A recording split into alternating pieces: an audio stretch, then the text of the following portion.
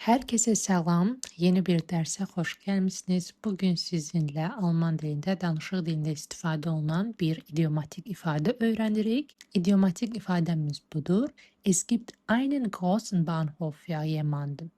Azərbaycan dilində bu, kimisə həddindən artıq təmtəraqla qarşılamaq, kimisə gəlişinə və ya hadisənin lazım olandan daha çox diqqət və haykü yaratmaq kimi tərcümə olunur. Belə ki, bu ifadə adətən bir insanın gəlişinə, çıxışına və ya hadisənin həddindən artıq əhəmiyyət verildiyini tənqidi və yaxud da zarafatla bildirmək üçün istifadə olunur. Gəlin nümunələr içərisində istifadə edək.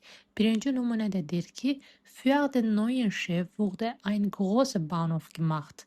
Yeni rəis üçün böyük təmtəraqlı qarşılama təşkil olundu. Siz deyə bilərsiniz ki, Bahnhof qarşılığı vağzal deməkdir.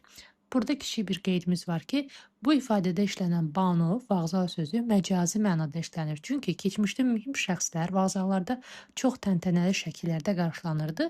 Buna görə də einen großen Bahnhof machen o da einen großen Bahnhof geben ifadəsi kimisə böyük təmtəraqla qarşılamaq və ya ona həddindən artıq diqqət göstərmək mənası kimi tərcümə olunub.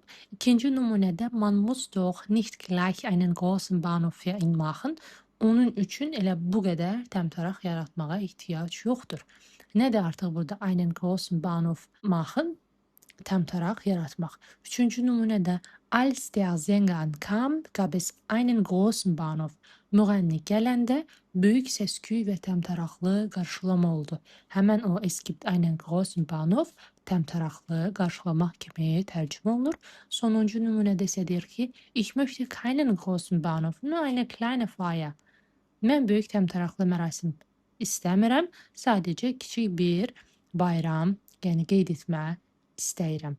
Bugünlük bu qədər. Hər kəsə təşəkkür edirəm. Növbəti videoda görüşənədək hələlik.